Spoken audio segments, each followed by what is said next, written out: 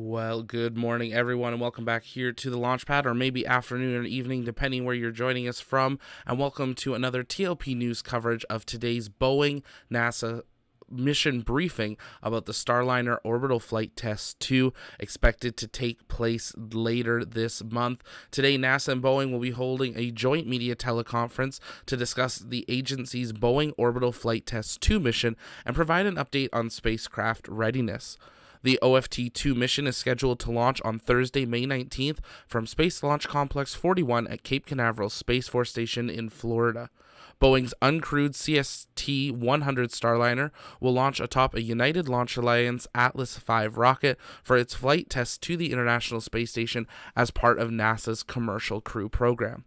Starliner is expected to arrive at the space station for docking about 24 hours later with more than 500 pounds of NASA cargo and crew supplies. After a successful docking, Starliner will spend 5 to 10 days aboard the ISS before returning to Earth in the western United States. The spacecraft will return nearly 600 pounds of cargo, including reusable nitrogen oxygen recharge system, or NORS, tanks that provide breathable air to the space station's crew. We're expecting this press conference and briefing to get underway here in just a couple of minutes. Take a moment, hit that like button, share out the broadcast. We're going to be answering your questions live throughout today's briefing as well, so you can send those in the chat by tagging us at the Launchpad. And make sure that you follow us over on Twitter, as we will be live tweeting updates throughout today's briefing as well. But if you're just joining us, you're joining us for a live coverage of today's NASA Boeing Starliner OFT-2 mission briefing. The briefing's just about to get underway, so let's listen in.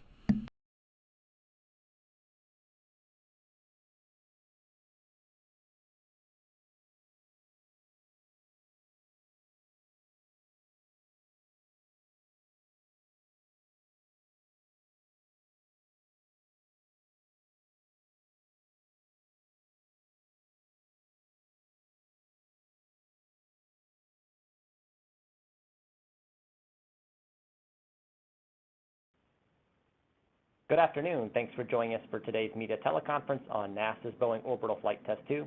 I'm Josh Finch with NASA's Office of Communications. Senior NASA and Boeing representatives are here to talk more about Starliner's uncrewed flight test to the International Space Station as a part of NASA's Commercial Crew program, including Catherine Leaders, Associate Administrator for the Space Operations Mission Directorate at NASA headquarters, Steve Stitch, Manager, Commercial Crew Program at NASA's Kennedy Space Center, Joe Montalbano, Manager, International Space Station Program at NASA's Johnson Space Center in Houston, Mark Nappy, Vice President and Program Manager, CST-100 Starliner for Boeing, and Dr. Michelle Parker, Vice President and Deputy General Manager at Space and Launch for Boeing. We're going to begin with opening comments from our speakers, and then after that, we'll take media questions. First, we'll go to Kathy Leaders. So thank you all for being here. Very exciting time. We're continuing to safely move through our spring mission milestones, and it's very exciting now to be talking about our second uncrewed demo of the Boeing Starliner and the ULA Atlas V. This is a really important step in our continued goal of having, two U.S. crew transportation capabilities to the ISS. And as you know, robust crew services is really important to our sustained commitment to our research, the science and technology development that we're doing on the ISS, and it's critical for us meeting our exploration goals. I'm very proud of the CCP, Boeing, and ULA team that has been carefully getting their hardware ready while also resolving the issue that had interrupted our previous flow. The team's working and through their final reviews right now, and headed toward our agency-level flight readiness review, which I'll be chairing on May 11th. So I know you're going to be excited to hear all the progress that the team's made. And to give the next status, I'll introduce Steve Stitch, the Commercial Crew Program Manager. Okay. Thank you, Kathy. I'm really happy and excited to be here today. It's an exciting week for us with our flight readiness reviews coming up on Thursday and Friday, and also with Starliner making its journey over to Complex 41 and getting it back to the pad. It's very important to commercial crew to have our second transportation system up and operational to continue our assured access to ISS and also to grow the low Earth orbit economy. Super proud of the Starliner team and the NASA team over the last 8 months. It's been a hard 8 months, I would say, but very fulfilling that we've resolved the problem with the oxidizer isolation valves and we're headed on toward launch. It's going to be an exciting mission on OFT-2, testing out the rendezvous system on Starliner. Also, the NASA docking system will be used for the first time as we dock to the ISS Node 2 forward port. And also, we'll have some docked operations to test many of the Starliner systems while we're docked to the space station. So a big, important test flight on the way to our crewed flight test. Every flight like this is a flight test, and I suspect we will learn a few things on the way, and we'll continue to improve Starliner as a result of this flight. We spent 8 months doing a deep dive on the oxidizer isolation valve anomaly. We have good root cause now, and it's been to the program control board and closed out between the joint space station control board and commercial crew program board, and we'll take that to Kathy on May 11th at the FRR. So we've closed that anomaly, and it's great to have that behind us. I know Mark will talk a lot about the hardware, getting ready to go fly. The spacecraft is fueled. In the C3PF, we have the service module full of oxidizer and hydrazine, and then, of course, the Atlas V is stacked and ready to go. We're working toward a launch on May 19th at 6:54 p.m. Eastern Time, and we'll have a backup on May 20th at 6:07 p.m. Eastern Time. Again, I'm very grateful to the NASA and Boeing team. They've done a great job over the last 8 months getting this work to completion. The astronauts on board, when we talked to them prior to launch, the crew 4 astronauts, Chell, Bob, Hines, Jessica, and Samantha, they're excited to see Starliner arrive very soon. And then just a little bit of a Crew 3 status. We are working toward an undock at 1:05 a.m. Eastern Time on May 5th, with a landing for Crew 3 on as early as May 6th at about 12:37 Eastern Time off the coast of Florida. The vehicle on orbit's doing well. We've inspected the thermal protection system on Dragon. We've checked out the suits, the displays, and the ECLS system. Tomorrow we'll check out the comm systems and the guidance navigation control systems and the prop systems on Dragon. We'll have a weather brief tonight, about 24 hours prior to the undock time frame, and we'll take a look at the weather and see if we continue to press forward. And that's all I had. And with that, I'll turn it over to my good friend, Joel Montalbano. Hey, thank you, Steve, and thank you, everyone, for joining us for this mission overview briefing. Since we last talked, we've been focusing on board with the handover between the Crew 4 and the Crew 3, and that's going well. I've talked to the Crew 4 commander a number of times, and they are ready to take the helm as soon as we can find some good weather to bring the Crew 3 vehicle home. Last week, two of our cosmonauts also performed a Russian spacewalk to continue our outfitting on the multi-purpose laboratory module, MLM, that was delivered last year, and that has gone well. And so we're happy to continue moving forward with activities. As we look forward to the launch of the Boeing OFT-2 mission and the docking, I can tell you Space Station team is ready to support, and we're excited to have another vehicle on board the International Space Station. This mission is a major stepping stone for Boeing and NASA as we enable, like I said, an additional crew provider to the International Space Station, and we consider this a landmark flight. The crew on board will be monitoring the approach, and we'll be able to send commands to the spacecraft if needed. Going uphill, this vehicle will be carrying about 500 pounds of cargo and returning with about 600 pounds of cargo. Steve mentioned the launch time was 6:54 p.m. on the Eastern Time on May 19th. After this vehicle undocks, the team will turn their focus to the SpaceX cargo mission currently targeted for a launch on June 7th. So with that, a huge thanks to the Boeing team, the commercial crew program, and all my ISS colleagues as we continue focused and look forward to this mission on board the International Space Station. With that, let me hand it over to Mark. Thanks, Joe. First, it's a pleasure to be part of the Commercial Crew Program. And since I've been on board, I've been able to witness how everything's been coming together for flight. And I'd like to thank NASA for the partnering that has taken place over the last 8 months to work the solution since OFT's first attempt and to really to get us where we are today. This was a really fantastic example of how NASA and industry work together in the best interest of our space program. It's really impressive to be part of. As far as the vehicle status goes, we're doing our final preps today. Those will continue through the night, and we'll be in a position to do a crew briefing at about 0400 or about 4:15 in the morning with the crew to begin movement at about 4:45. So we're in good shape to roll the vehicle over to the launch complex, and we expect to see the vehicle over there about an hour after we roll. The vehicle status, from the standpoint of what we've done for the last 8 months or so, there's been a series of integrated systems testing on the crew module that has built more confidence that it's ready for its operation, and it's got the highest probability of successful launch. So the testing is complete and all passed. The service module, obviously we have a new service module, SM4. It's also gone through the normal build-up processes and testing, and we have high confidence that that vehicle is ready for launch as well. Once those two are completed independently or individually, then we stack those vehicles, the crew module and the service module. They again go through pre-rollout procedures and integrated testing. That's all been completed and good results from that. So over and above all of the normal work that we do to get the vehicle ready, the service module was also outfitted with a series of mitigations to alleviate the repeat of the oxidators or valve issue.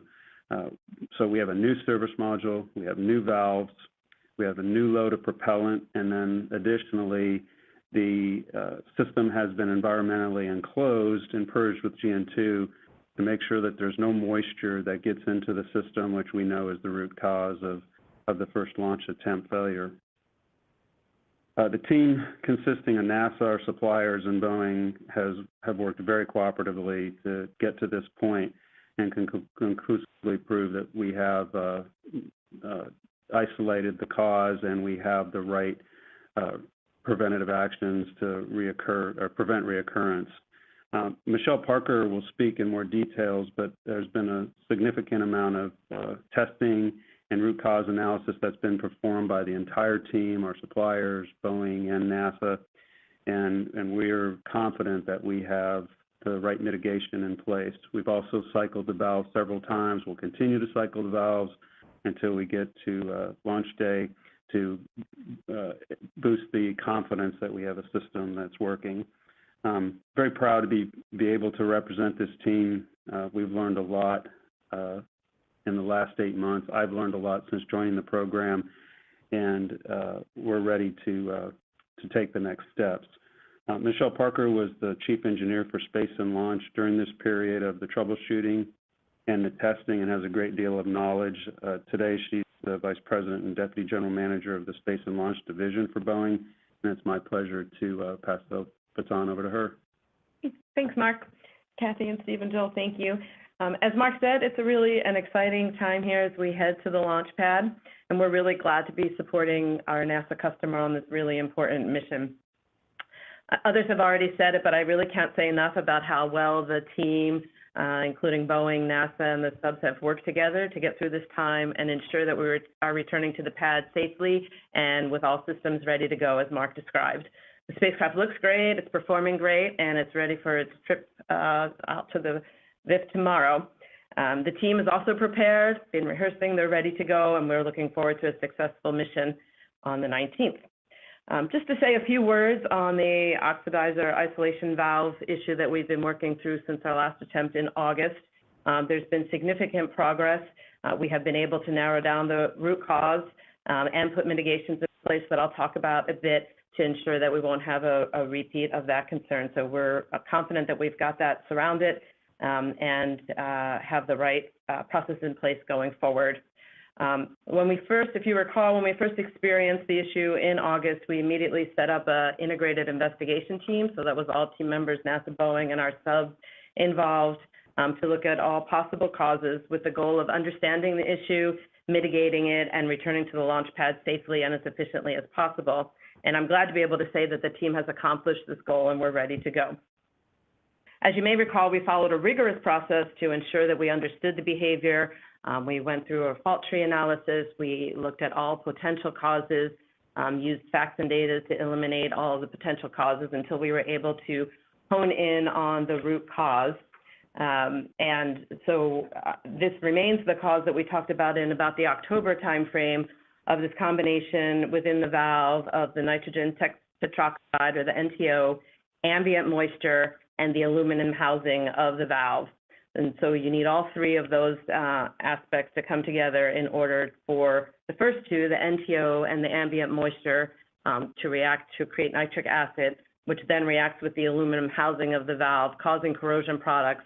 And those corrosion products then result in preventing the valve motion, which is a very, very small motion, like 30 mils of motion, and just the presence of those corrosion products can hinder that progress. So that's the root cause that we've had.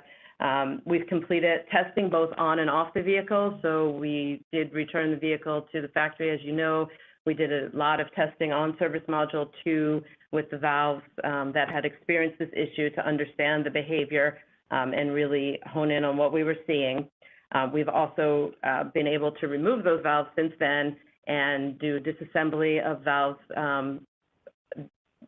that were a valve that was stuck, a valve that was intermittent, and a valve that wasn't stuck. And what we saw within those valves were these corrosion products, as we've mentioned. So we were able to confirm the presence of these products in the way that I just said. We've also done off-vehicle material testing, and we've done off-vehicle valve testing with valves that had not been on the spacecraft at White Sands to confirm the generation of these corrosion products with these three constituents present. And in that testing, also, we have exposed those valves to the environmental conditions that the valves had seen, and also those environmental conditions that we expect to be seen on OFT-2, and confirms that our mitigation methods are appropriate. So again, I'll talk a little bit about the mitigation that we put in place, and Mark has touched on it also. As I mentioned, in order to have this reaction, you need these three components: the NTO, the moisture, that's ambient moisture in the air, and the aluminum housing. Without those three components, you don't get the reaction. So without the moisture, if you can eliminate the moisture from the valves, you won't have this reaction, and it won't lead to corrosion. So we've done a number of things for mitigation, including a dry purge of the valves. So the valves have compartments through which we've got GN2 purging the valves to prevent any moisture from getting into the valves.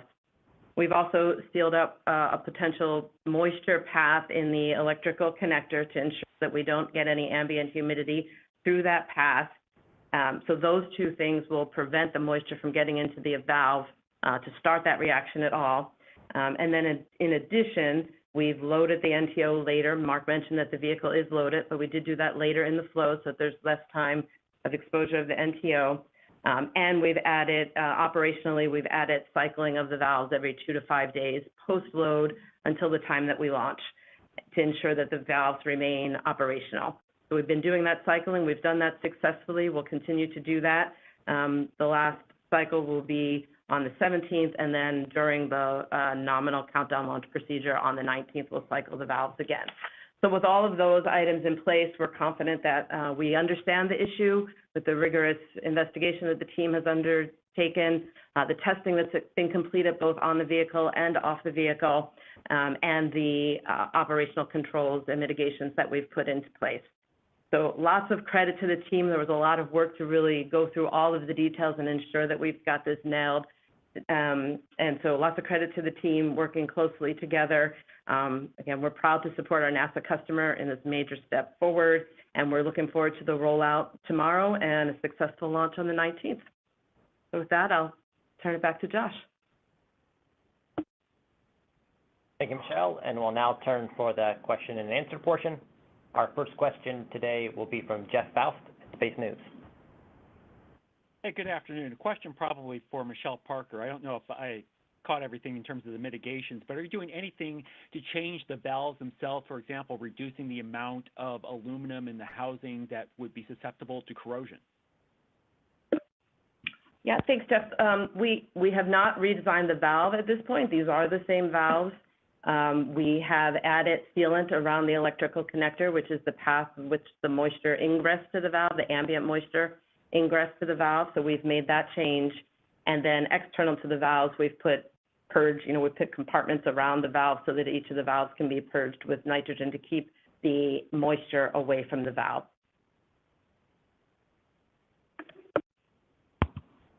And our next question is from Bill Harwood at CBS News. Yeah, thank you very much. This is probably for Michelle too, I guess. I've always been wondering if there's something unique about the Starliner architecture that you had the problem there when, all rockets, use these propellants and have valves. And I'm just wondering what you might have learned that shed some light on why you guys got stuck with this corrosion issue. And I don't recall things like this on other vehicles in the past. Maybe a dumb question, but I just was curious what insights you might have. Thanks. Yep, no problem. Well, I'll just point out that we did successfully use these valves on OFT-1, so they were successfully used there and during our SM hot fire test. So we have successfully used the valves. We didn't learn anything specific about the valves other than what I mentioned, that we're sealing this ambient moisture path. There was a path that would allow, if there were humidity in the air, for that humidity to enter into the valve. So we have sealed that path. The migration of NTO through Teflon is a known phenomenon. That is known to occur. It has occurred in other valves. But Teflon is the most appropriate material to use in the presence of NTO. And I would say the one other learning that we've had is the duration of time that we loaded that the NTO was sitting in the vehicle.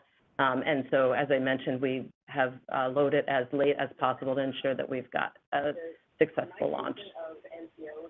Thanks. And hey, Bill, these prop ISO valves, especially with NTO, that they're like the bane of our existence. So this is something, it is not a new phenomenon on the spacecraft side, but we're learning a lot about this as we're going through our spacecraft. I would add, Kathy, I would say, from my experience in shuttle, we had problems with oxidizer corrosion, and not specifically in an isolation valve, but with thrusters, and we had to take some mitigations to eliminate moisture and forming iron nitrates and things that caused some valves to stick on the shuttle RCS system. So it's a long-term kind of issue across human spaceflight and other spaceflight, having corrosion in valves with oxidizer exposure to moisture and permeation of the vapor across the Teflon seals, which we know happens. So. And we've done purge systems. We did the same purge systems, right? So it's to keep anything that's potentially open to the environment, keep that area dry. Same kind of mitigation.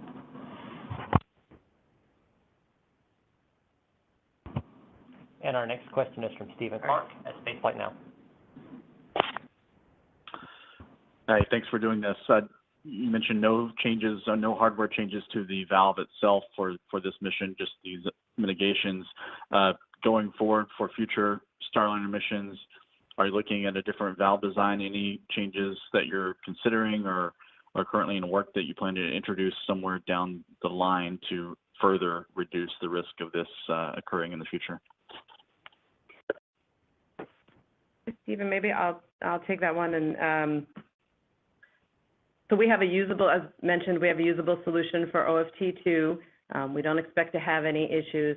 As always, we'll look long term and see if there are improvements to be made. As somebody mentioned, the aluminum housing may be one piece of that. But right now, we're confident in the solution that we have going forward, and we'll continue to look at future missions.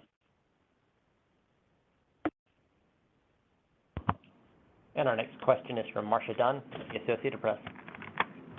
Yes, hi.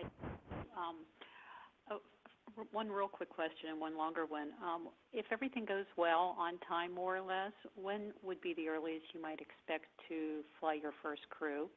And also, for the Boeing reps, do you have this sense of trying to have to play catch-up here? I mean, I'm assuming it must be frustrating or difficult watching the competition launch crews right and left all the time, and you guys are still waiting to get up and get to the space station. How do you cope with that? How do you deal with it? Is it in your minds at all as you work forward to launch? Thanks. This is Mark Nappy. I'll take the first part of that question.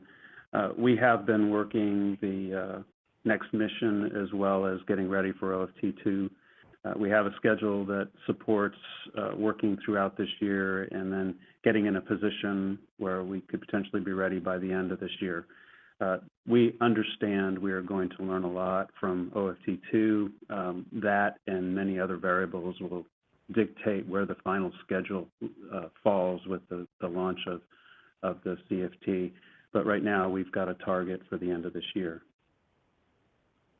And I think with regard to this is Michelle, with regard to the second part of that question, you know, our focus is really getting to the pad safely, getting through the mission safely, learning as much as we can, and being able to provide a great service to our NASA customer. And that's our focus right now. I think there are a lot of exciting things going on in space, and as space professionals, we're always excited about everything that goes on. We certainly want to be a part of that. We're looking forward to the successful mission, and that's our focus really, is getting to the successful mission and being able to deliver this capability to our customer. I'll add to that. Oh, hey, go ahead, Mark. Sorry. Well, I was just going to add to that. You know, I represent the workforce, and I talk to them frequently, and they're professionals. They understand what we're doing here. This is very difficult to build and develop and launch this type of vehicle. So they're very laser focused on doing this right, and that's really where their minds are. So we're going to do this the safest and with the best quality possible, and when we launch, we launch. And Marcia, I'd say, you know, this is about a team, right? And so I'm very grateful that Boeing is not, and Stitch is not taking any shortcuts. We're doing it, you know, one step at a time, did extensive testing, made sure we took hardware off vehicles, went and did detailed failure investigation, made sure that we really understood this before teeing vehicles up and bringing them forward into a launch campaign. And so that really showed to me a great deal of maturity and not being in a hurry. And obviously, we're also very grateful that SpaceX is giving us this opportunity to be able to have that time and fly. But these are the kinds of things you got to do when you do human space flight. And I think as a joint team with Boeing and SpaceX, we really, I've been very grateful to both providers operating in this manner and being able to provide this support. Thank you. And our next question is from Eric Berger at Ars Technica. Hi, thanks very much for doing this. Just a quick follow-up on Marcia's question and a second one. These are probably for Kathy or Stitch.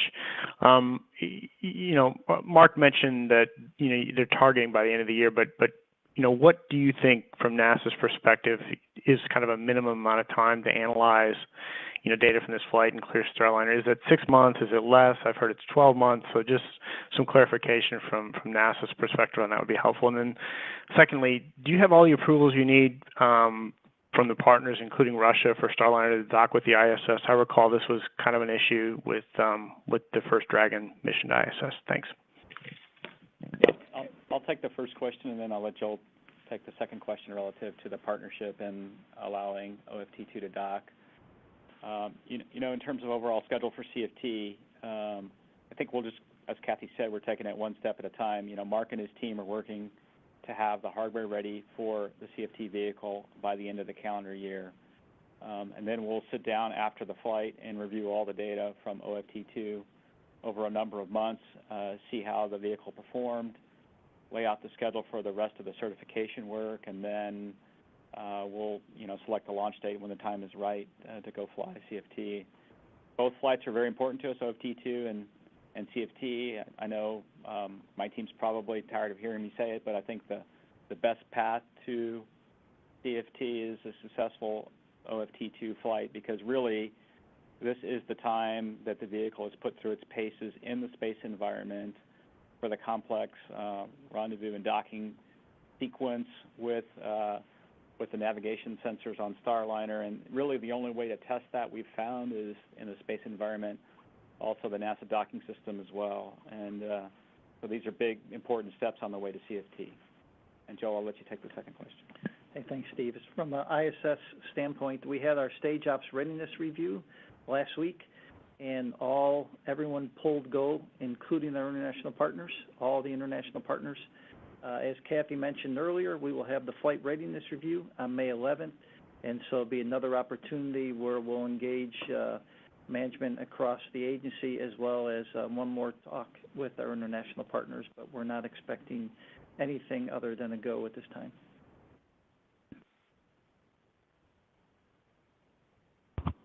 Our next question is from Peter King at CBS News Radio. Great, thank you, and good afternoon. This is for Michelle or Mark, and assuming everything goes well and the data checks out, how many flights have you got booked for NASA, for the ISS, and for other clients, or how many do you envision once you're operational? Hey, this is Mark. I'll start off and see if Michelle wants to add anything. Obviously, we've got the OFT-2 mission coming up.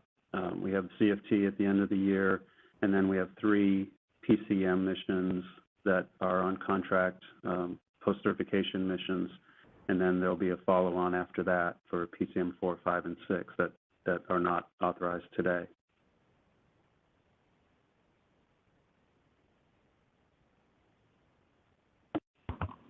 And our next question is from Irene Klotz at Aviation Week. Hi, for Mark or Michelle, in the process of looking at the issues with the valve, did you find anything else that needed to be addressed on Starliner or any other Boeing programs? And for maybe Steve or Joel, could you just go through the differences between the NASA docking system and the Dragon? Thanks. Hi, Irene, this is Michelle. I'll take the first one. From the outcome of the valve investigation, we did not find anything else on the vehicle or any other Boeing vehicles that would be, sister issues to the valve issue. We've gone through our normal testing on spacecraft 2, worked through all of that testing, so no major additional findings on spacecraft 2. She's ready to go. Let's see. I'll take the question on the NASA docking system. I would say fundamentally the Dragon docking system and the NASA docking system are very similar. SpaceX has designed their system to be optimized for the Dragon vehicle in terms of its mass and its performance and speed and velocity, closing rates and so forth to ISS. The NASA docking system is a little bit of a broader design, and it's designed for a range of masses, and so for this flight, obviously, it's optimized for Starliner. And then it can be used also for Orion. In fact, Orion is using a derivative of the NASA docking system that has a few changes for that vehicle's power architecture and then the space environment. So overall, they're similar systems, but the NASA docking system is tunable for a wider range of masses and conditions than that's used on Dragon.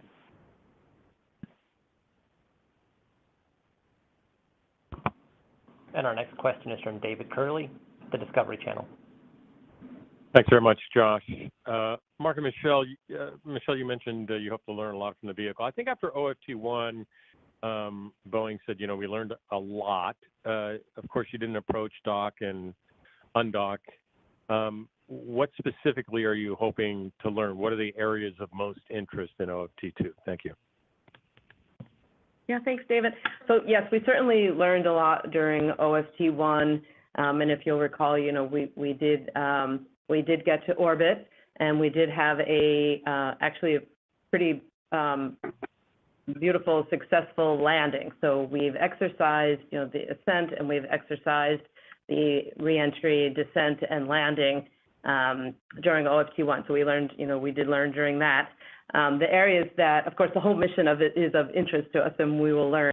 But the areas that we are, most looking at, because we haven't exercised them yet, are certainly the docking with the station, so approach to the station and the actual docking and time that we spend on the station, and then the undocking. So those areas that we haven't yet demonstrated will be of particular interest to us. Although the entire mission, of course, we have criteria that we need to meet and demonstrations that we'll do, and the successful docking will kind of complete the test program that we've started during OFT-1.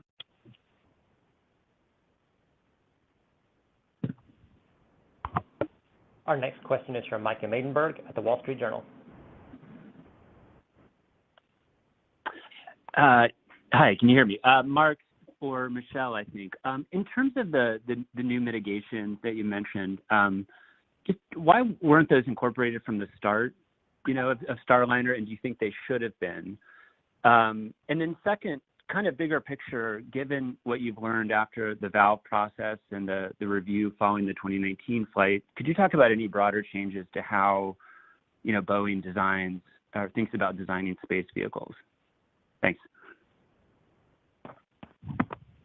Okay, so the first part of that question, Mike, was why wasn't the mitigation put in place in the first place?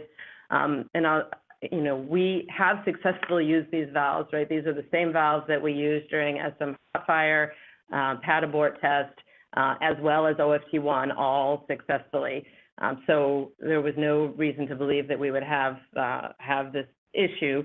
The valves did go through a qualification program. So, we are learning along the way the time of exposure, the ambient humidity, and what the valves, what the valves are susceptible to. So I would say, based on our experience and our use of the valves, we didn't anticipate that we would have this issue, so the mitigations weren't in place at that time. At this point, we're putting everything in place that we can to ensure that we are not having the constituents there that we need to create the corrosion products. So, and then the second part of the question about what we've learned from OFT-1 and 2, and perhaps any changes that we've made to the way we design spacecraft. I'll say, Boeing has been doing space for a long time, both on the unmanned satellite side as well as human space flight. It is an environment where we always learn a lot, and I expect that the industry as a whole will continue to learn as we do more and more in space. I think our big learning off of OFT-1, if you recall, was 2 issues, a software issue and a communications comm issue. So the software did certainly lead us to reevaluating the way we do software development and how we do testing, and that we've not only looked at Starliner from that perspective, but many of our other programs as well. So that's certainly a learning that's fed its way back into many of our space programs to ensure that we don't have that concern again. And then the comms was, about the system integration and looking at the system as a whole and not just the piece parts. And that, I think that is an area we're strong in and continue to, learn and grow in those areas. So, as always, we take the learnings that we have and we incorporate them across the board. Our next question is from Ken Chang, The New York Times.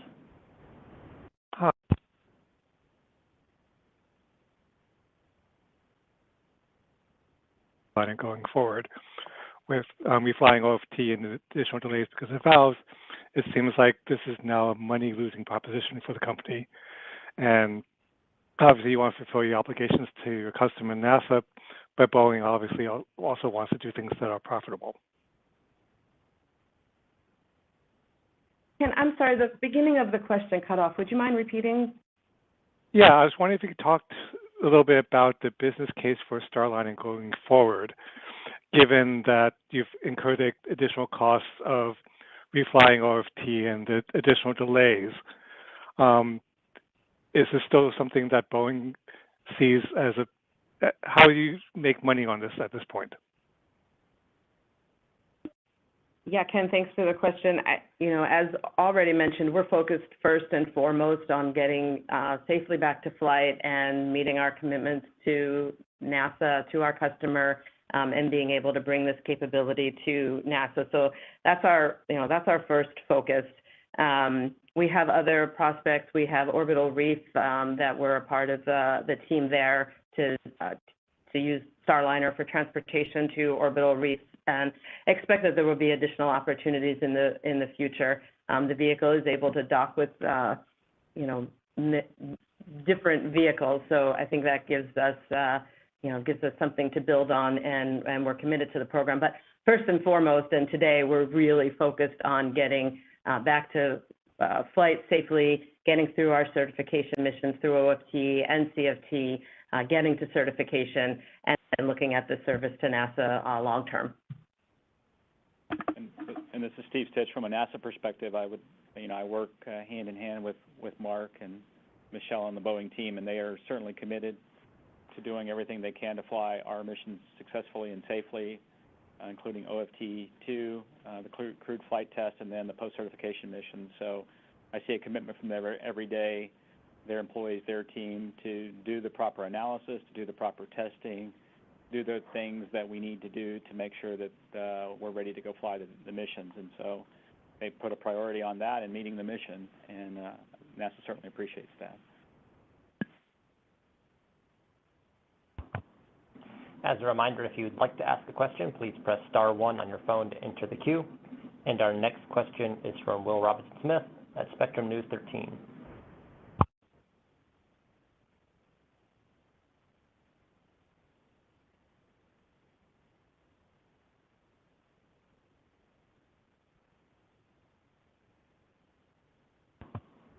And I'll check in again for Will Robinson-Smith at Spectrum News 13.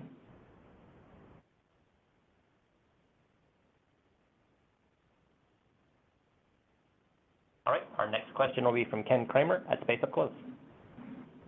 Hi, thank you for doing this. Can Boeing people talk a little bit more about the source of the ambient moisture? What you think it is? Exactly, a little bit more about the mitigation. And have you completely excluded the external rain that we had at that time? And if you could quantify the amount of the moisture that caused this corrosion. Thank you. Hey, yes, Ken. So again, we've done extensive testing on this, so we really do believe that the moisture is the ambient moisture in the air, just caused by humidity, both in the factory, potentially at the launch pad, but not the rain event, just ambient moisture in general. So again, the mitigation of purging the valve with the nitrogen will remove any ability for moisture to get into the valve to create the corrosion products. We've also looked at the environment, both in the factory and at the pad. So we've got these compartmental nitrogen purges, as well as when we get to the pad and have to come off the individual purges, the ULA provides a vehicle-level purge as well to ensure that environment is dry enough, doesn't have that ambient moisture in an area that will get into the valve. So again, that's where we've shown it through tests that the ambient moisture in the air, just through humidity, can make its way into the unsealed or unpurged valve in order to create the corrosion products. And the amount of moisture? Let me add to what Michelle said, and then perhaps you can have a follow-up. So in order to verify this theory, right, that it is moisture coming out of the atmosphere, we did testing at the NASA White Sands test facility with these similar oxidation valves. And so what we did is we had a test chamber and a valve that didn't have a sealed connector, and we exposed it to the kind of environment that we would have seen in the C3PF where the vehicle is processed, and also in the vertical integration facility. And we exposed it for a number of days, weeks, and time frame, let that moisture seep into the valve. What happens is this oxidizer vapor sort of draws moisture in. And so what we did is we took those valves and we sent them to the Marshall Space Flight Center, and Marshall has an incredible materials lab facility. Disassembled the valves, and they looked at the corrosion products, and they were very much indeed the same as what we saw on the Service Module 2 when we removed 3 valves and sent them to Marshall. So we know that it's this moisture being pulled in through the seal that wasn't well sealed, or the connector that wasn't well sealed, and that materials analysis confirmed that. So as Michelle said, what we've done this time, and NASA's been a part of this investigation, we've sealed the connector around these oxidizer isolation valves to eliminate moisture coming in to the area where that vapor could be near the aluminum housing. And then we have a purge, a dry nitrogen purge that keeps moisture out. And so it really is, there's two barriers or 2 preventative measures for letting the moisture go into the valve. And I'll see if you have a follow-up. Just the amount of moisture that you found. I think it's so let me try to back up a little bit. So when the moisture comes in and meets with the oxidizer vapor, it forms nitric acid, and so that nitric acid then will corrode on the aluminum. So you don't really see moisture per se in the valve. What you see is a white precipitate material that's an aluminum nitrate that's formed by the nitric acid eroding part of the surface of the aluminum housing. And so you don't really see moisture, so it's really hard to quantify how much moisture went into the valve. We do know that as that vapor permeated, that there's a reaction that happens. So vapor comes across the Teflon seal, then you end up ingesting moisture, that forms the nitric acid, and as long as there's aluminum present for that nitric acid to react on, it continues to build more precipitation, or precipitate. So not precipitation, but the precipitate, the iron nitrate, or the aluminum nitrate precipitate. And the source is just, I mean, if you've been in Florida in July, just imagine being outside. I mean, it's just the ambient humidity of, I mean, that just shows you, you know, this is kind of an insidious thing, because it's just, you have a vehicle on the pad, right, and it's that ambient, and then this very tortuous path. But we found out that those 2 things, and just being out there, Florida in July it's humid, right, and so it shows how, like Michelle said, this is hard. You know, you have this tortuous path and this environment that we've seen in some cases causes this reaction with the NTO. And so we learned something with it being out there in July. And our next question is from Mike Wall at space.com. Thank you for doing this. Just a quick question about the cargo. Could you go into a little detail about what's going up on OFT-2 and what's going to come back down again with it? Well, this is Joel. I'll take that one. The majority of the cargo going up is going to be food, and so about a little over 460 pounds of the 500 is mostly food, and then coming back, we'll be bringing home some of the NORS tanks, the nitrogen oxygen recharge tanks that we have on board. They are used, and so we'll return them to the ground, refurb them, and then fly those again. And so that's the big highlights. We're also flying up some small vehicle hardware, some spacewalk supply hardware as well. Great, thank you. Our next question is from Will Robinson-Smith at Spectrum News 13. Hey there. Thanks for taking my question. Apologies for having to step away a moment ago. Wanted to ask, with the work that was being done to evaluate the valve issue and get ready for OFT-2, I know in the original process and throughout this with OFT that the crew for CFT has been involved. Can you talk a little bit about, I guess, question for either Michelle or Mark, you know, what working with the CFT crew has been like in preparation for first OFT-2 and then successively CFT hopefully later this year? Thanks. Sure, this is Mark. I'll take that. First of all, it's been a pleasure to work with the crew. They've been very open with us on areas that they would like to see more information on. obviously we're getting them accustomed to the crew module and the use of our capsule, and so everything that we've been doing has been done in lockstep with them so that we both understand, number one, they understand what we're doing, and we understand what their needs are and anything that they'd like to see better explained or even possibly changed. So it's been a very good process of working with the crew, and we'll continue to do that. We have a big test coming at the end of July where we do a very structured walk through the vehicle and testing of the vehicle with the crew, and we're working towards that. And I would just add, this is Steve Stitch. I mean, the crew's been involved in many things getting ready for their flight as well. Obviously training on the vehicle, the suits and the seat interface, display testing, the displays that will be used. They've been following along with all the software testing, including the mission rehearsal that Boeing completed recently for the OFT-2 flight. So they've been following along with not only the valve investigation, but many things on the path to the crewed flight test.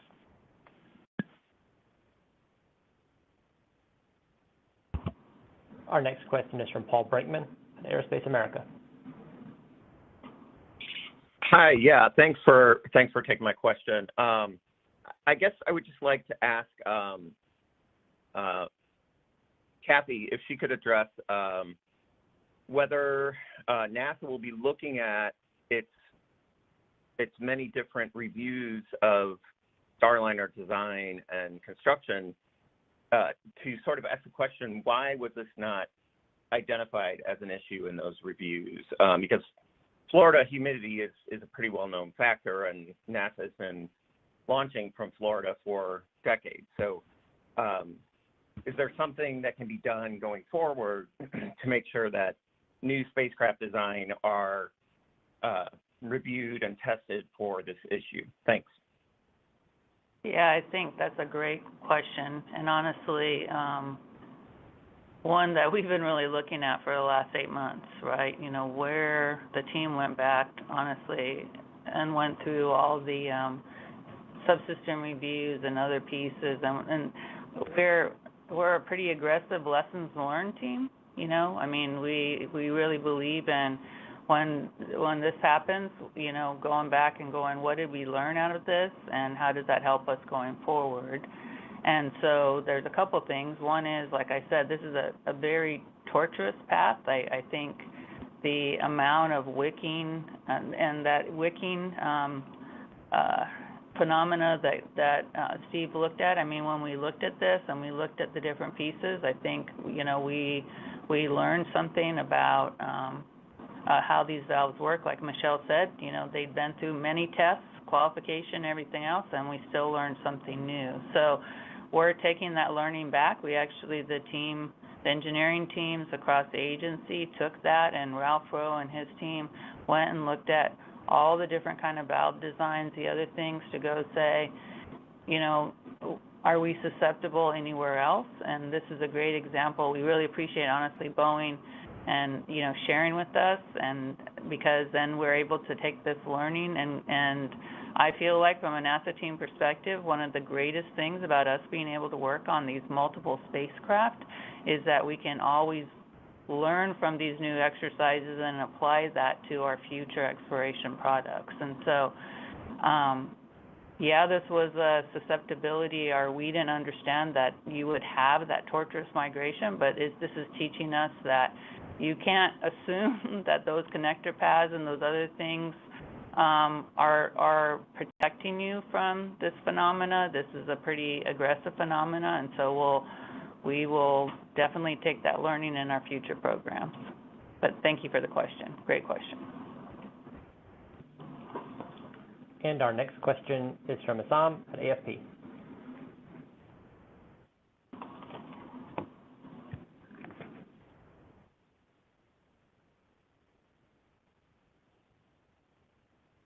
Sorry, hi. Sorry, I was on mute. So good luck for everything, and hope it goes well. My question is, though, you know, is there a mechanism for if the program continues to fail, is there a mechanism to cut the losses and cancel the contract? Yeah, I would say we have no intent on the NASA side of doing that. We've been a partner with Boeing all the way through since the beginning of the Commercial Crew Program, the award of the TCAP contract, all the way through the investigation. We have confidence in the vehicle we're about to go fly and confident that it'll perform well in the flight environment.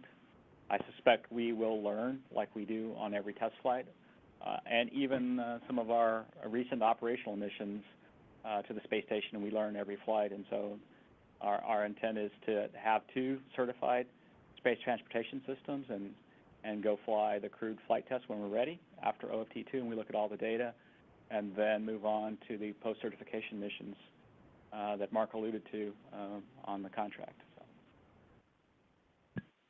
Thank you. We have time for maybe 1 or 2 more follow-ups, and it looks like I'll go to Irene Klotz of Aviation Week. Thanks, Josh. I just was wondering if there's going to be live video available from Starliner prior to docking, and also with the delays in the mission, if you're expecting to get through all 6 PCM flights before ULA phases out Atlas V, or will some of those be transitioned over to Vulcan?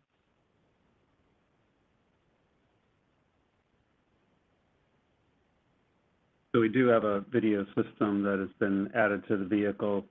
For this mission, we'll have a live feed of docking only, and then the rest of it will be information that can be downloaded.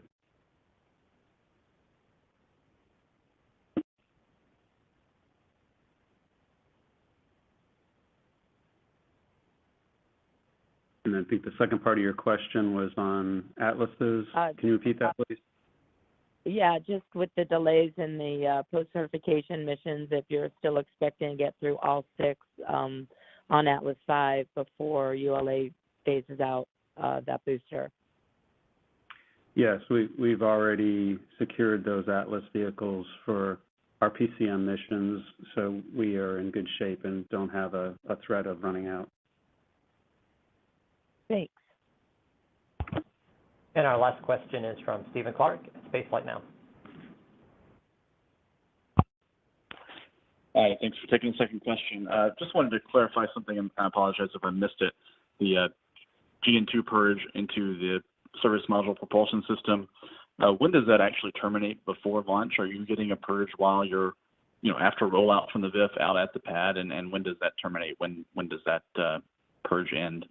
And also wanted to maybe ask Kathy Leaders if she has any update on the Space Launch System troubleshooting in the VAB since the vehicle rolled back. Any luck in finding that hydrogen leak yet? Thanks.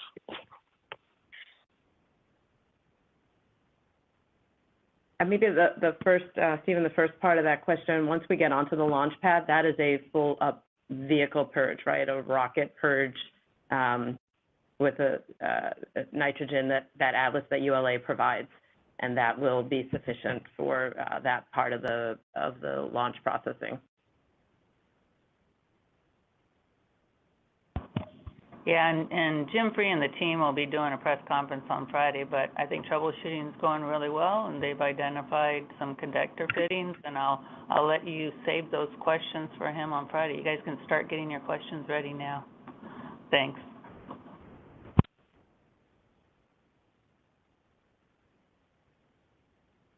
All right, and that's going to wrap up our question and answer portion, and I will give it back to Kathy Leaders for some closing comments.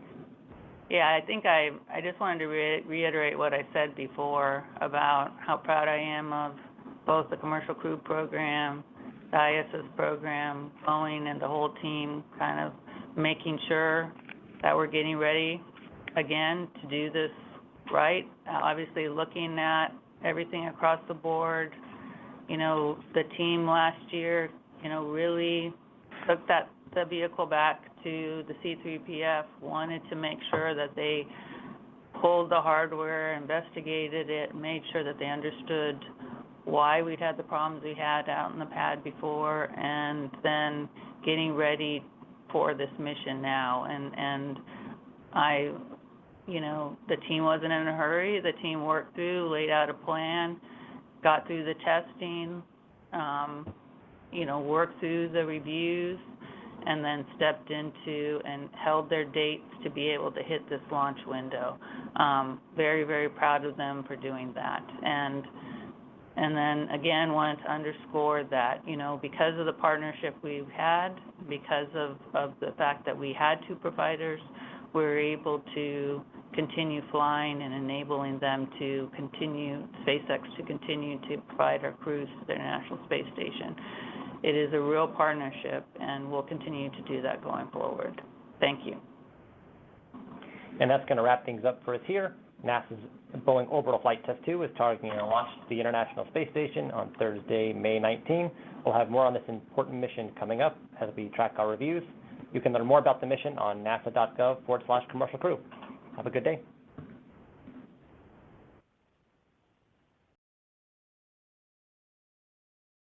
And that is going to do it. The wrapping up of today's mission overview briefing with NASA and Boeing just being concluded down at NASA Kennedy Space Center with some of the teams also calling in there. Some great updates shared within there that having rolled it back, taken it back to the factory, the teams were able to do a lot of work on checking out what's going on with these valves and identify some of the issues. And from what it sounds like, they are at this point kind of concluding that valve issue, though, they've added some other sealants, and it didn't really sound like they found out what initially caused the issue, or they at least haven't shared it, that they are moving on from it and moving back towards launch and getting ready for flight. NASA still backing them all the way, saying yes, they will still get a demo crew mission and at least the 3 contracted missions post certification, and then following there will be at least 3 more that they can talk about, and NASA can decide whether they want or not at that point. Boeing continuing on that Starliner isn't just for the ISS, that it will be key in the building of the Boeing, Blue Origin, and a few other partners, building of the Orbital Reef Space Station, the commercial space station under development.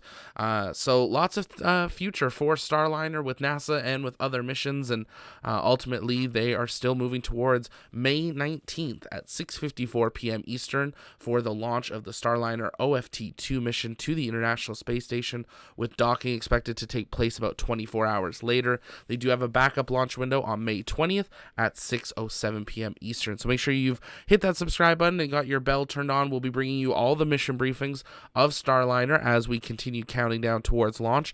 Also sounds like there may be a SLS update coming up this Friday, so make sure you stay tuned for that, as we hopefully will get some updates on what is happening with the Artemis 1 and how it will be moving forward towards its next wet dress rehearsal. But for now, that's going to do it from here in the TLP Network studios. This is Zach signing off. We'll see you next time. Bye-bye.